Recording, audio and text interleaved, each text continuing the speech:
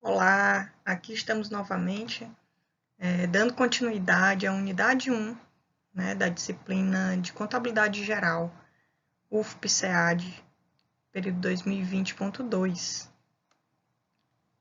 Vamos para a segunda etapa da unidade 1, onde estamos tratando sobre as informações contábeis. São as informações contábeis mais básicas e iniciais. E dando continuidade, vamos falar sobre o balanço patrimonial, seu conceito, né, explicar o que são os bens, os direitos, as obrigações e o patrimônio líquido e outras informações adicionais. Bem, o patrimônio, que é a riqueza, né, da empresa ou da pessoa física, é um conjunto de bens pertencentes a uma pessoa ou a uma empresa. Consta também no patrimônio os direitos, que são valores a receber, direitos a receber, e as obrigações, que são as contas a pagar e as dívidas da empresa. Vamos sempre nos referir à empresa, apesar de sabermos que tudo isso é aplicável à pessoa física também. Mas por questões didáticas e mais usuais na prática, vamos nos referir sempre à empresa, né, a uma entidade jurídica, ok? Vamos então destacar o que são os bens, falar de uma forma mais profunda a classificação desses bens dentro do balanço patrimonial. São as coisas úteis, capazes de satisfazer as necessidades das pessoas e das empresas. Elas têm duas características: podem ser bens tangíveis, né, que têm a forma física e são palpáveis, como veículos, imóveis, estoque de mercadorias, dinheiro, móveis, utensílios, ferramentas, enfim, uma infinidade de tipos de bens tangíveis que são a maioria que constam dentro de um balanço patrimonial, dentro de um patrimônio de uma empresa. Mas temos também os bens intangíveis, né? Esses bens não são palpáveis e não são constituídos de matéria. Inclusive foram inseridos dentro do balanço patrimonial recentemente, na última lei das sociedades anônimas, que foi de 2008, né, e complementada com a de 2011, em que foi incluído no balanço patrimonial a classificação de bens intangíveis. O que pode ser um bem intangível, não palpável? Um exemplo mais típico são as marcas e patentes de invenção, né? Porque muitas vezes esse bem é tão forte dentro de uma empresa que ele pode passar a ser um ativo daquela empresa, já que se aquela empresa for vendida, vai adquirir um valor muito alto pelaquela marca, somente pela marca que já tem sucesso, que já tem anos e anos de mercado ou já tem uma influência muito grande no mercado. Certo? Os bens também podem ser classificados em bens imóveis ou bens móveis. Bens imóveis são os vinculados ao solo. Eles não podem ser retirados sem nenhuma destruição ou dano, né? Como o edifício, no caso da contabilidade rural, as árvores, né? Ou os bens móveis que podem ser removidos por si próprio ou por outras pessoas, que são os animais, máquinas, equipamentos, estoque de mercadorias. É um outro tipo de classificação em relação aos bens. Dando exemplo de como poderia aparecer dentro do balanço patrimonial, né, vamos dar o exemplo aqui da companhia fictícia Goiânia. Lá dentro do balanço patrimonial, né, os itens podem ser classificados dessa forma. Digamos que ela adquiriu um edifício. Então, esses valores aqui são em 1.000, né? Então, ela teria um valor contábil, esse edifício, de 300 mil reais. Ela adquiriu vários móveis e utensílios, né? Utensílios são objetos menores do que os móveis utilizáveis no dia a dia do escritório da empresa, num valor de 20 mil reais. Essa empresa adquiriu veículos que somam um total de 150 mil reais. E máquinas e equipamentos no valor de 250 mil reais, né, que totaliza 720 mil reais.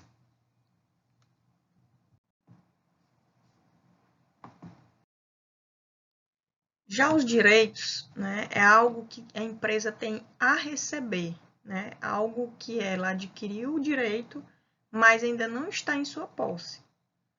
Então, exemplos são valores a receber, títulos a receber, contas a receber, salários a receber. Isso são nomenclaturas contábeis que vão constar dentro do balanço patrimonial. Alguns autores consideram como direito a conta bancos, o que possui dentro do banco. Vocês vão ver ao lerem alguns autores que alguns consideram bem a conta do banco, outros consideram direito, porque não está em sua posse. Só que hoje, na atualidade, por podermos sacar esse valor ou transferir de uma maneira muito rápida, via digital, não necessariamente precisa-se ir ao banco, sacar o valor para entregar para outra pessoa em qualquer transação, eu considero particularmente banco conta movimento como um bem e não como um direito. Eu coloquei aqui só para chamar a atenção de que alguns autores, vocês podem ver em livros, acontecer de ver em livros, esse banco conta movimento, que são todas as contas bancárias da empresa, constarem como classificação de direito. Temos também duplicatas a receber, que são vendas a prazo, então 1.320, títulos a receber, que seria uma outra forma de venda a prazo, 500, R$1.000, e aluguéis a receber no valor de 300 mil, totalizando 2.800.000. Então, esses são alguns exemplos de direitos que podem vir dentro do balanço patrimonial, ou seja, dentro do ativo, do lado esquerdo do balanço patrimonial, que logo mais nós veremos a estrutura, como é que consta lá. Temos também, dentro do balanço patrimonial, as obrigações que ficam no passivo, no lado direito do balanço patrimonial, da estrutura do balanço patrimonial. O que são as obrigações? São as dívidas com outras pessoas, sejam pessoas físicas ou jurídicas. São as obrigações exigíveis. Elas podem vir com as seguintes nomenclaturas: empréstimos a pagar, contas a pagar, impostos a pagar, salários a pagar, duplicatas a pagar ou fornecedores. Com a leve exceção de fornecedores, a maioria das contas que vem dentro do balanço patrimonial nas obrigações, que é no passivo, nós temos a palavra a pagar posterior ao primeiro nome. Tá? Mas não é necessário, não é uma regra, mas como forma de vocês entenderem melhor, já que estão iniciando o estudo dentro da contabilidade, lembrar que sempre que vier a pagar na frente é uma obrigação, ou seja, algo que tem a pagar no futuro a curto prazo ou a longo prazo.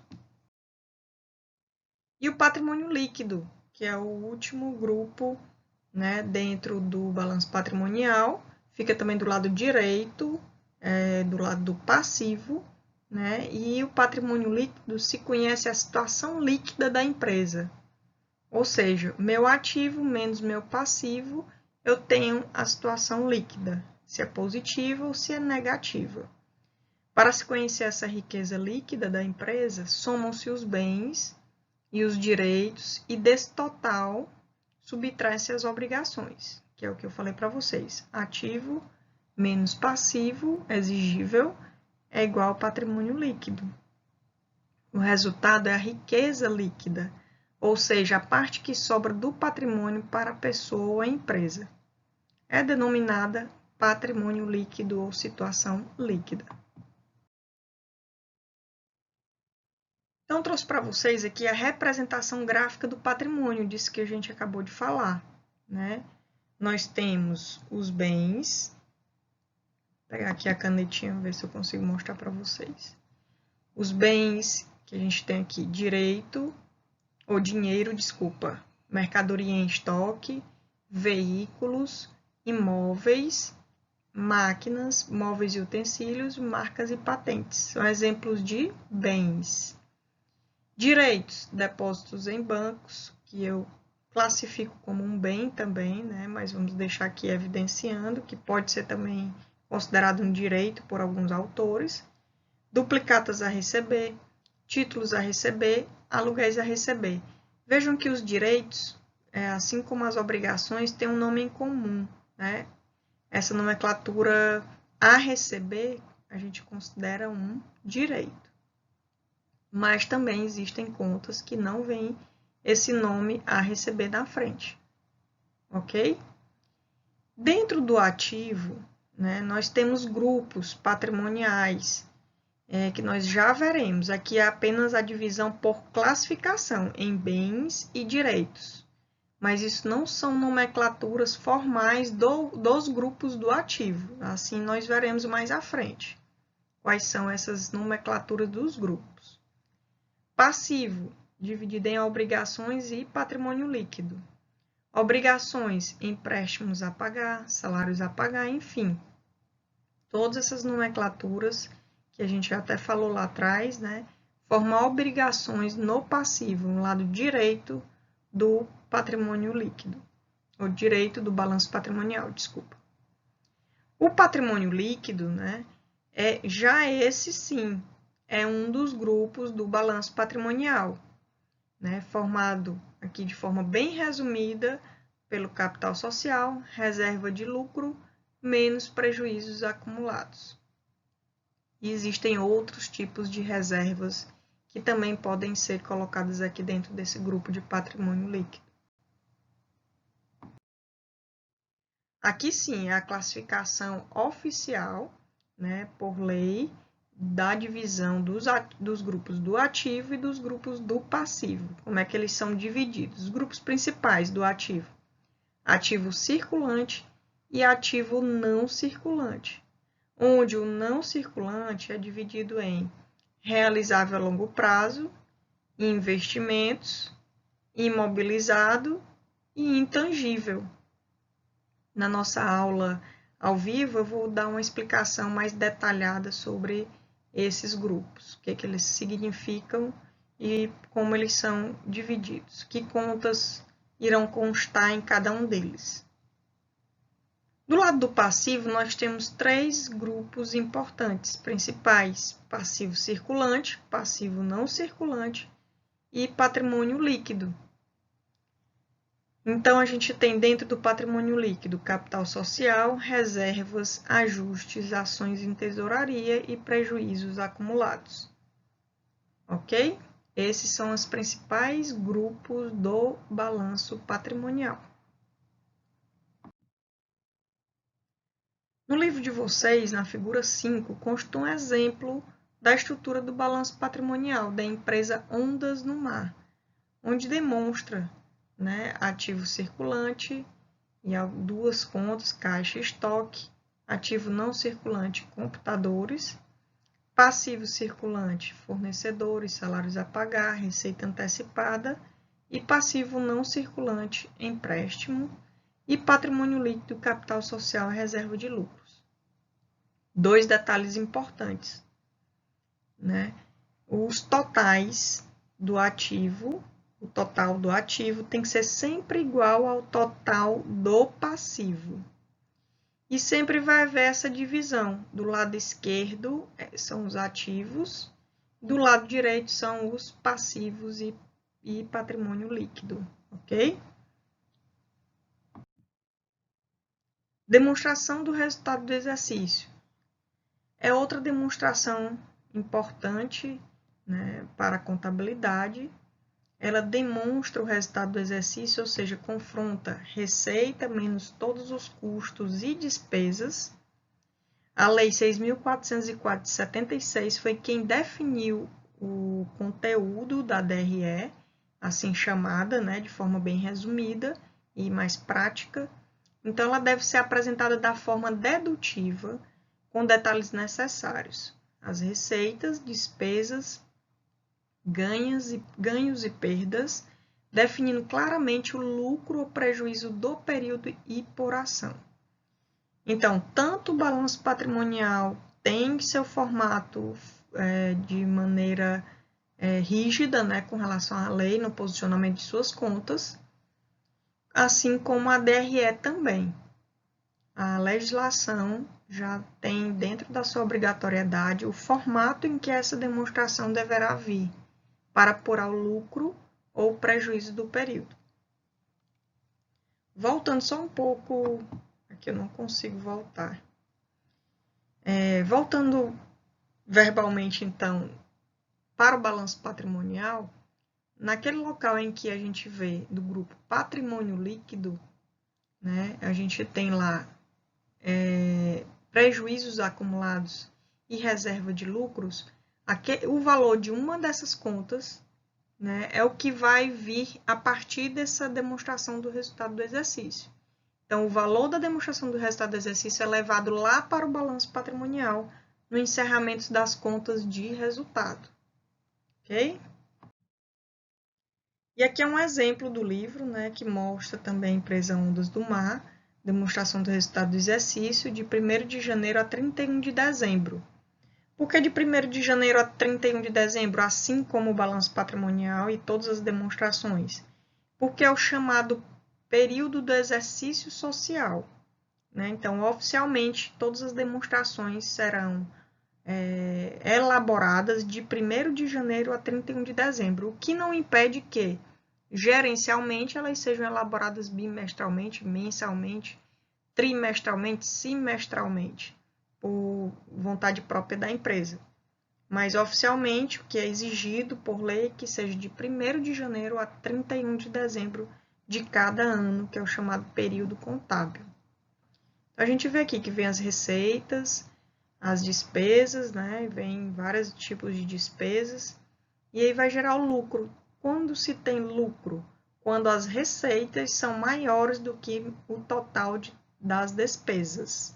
Nesse caso, a gente teve 50 mil de receita, menos 41 de despesa, o que totaliza um lucro líquido do período, nesse caso 2009, de R$ 9.000.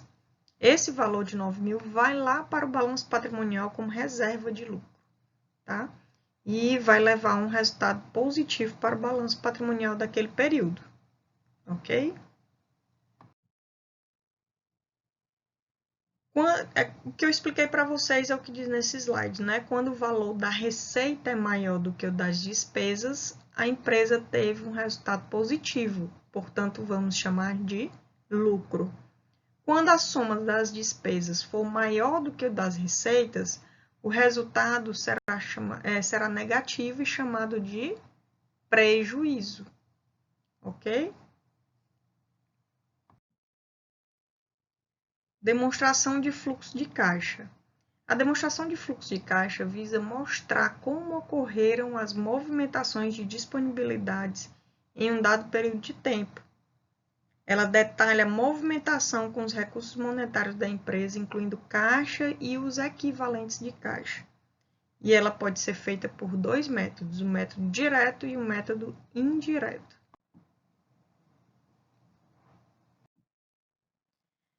A demonstração de fluxo de caixa também divide todos os fluxos de entrada e saída em 3 grandes grupos: derivados de atividades operacionais, derivados em atividades de investimento e derivados de atividades de financiamento.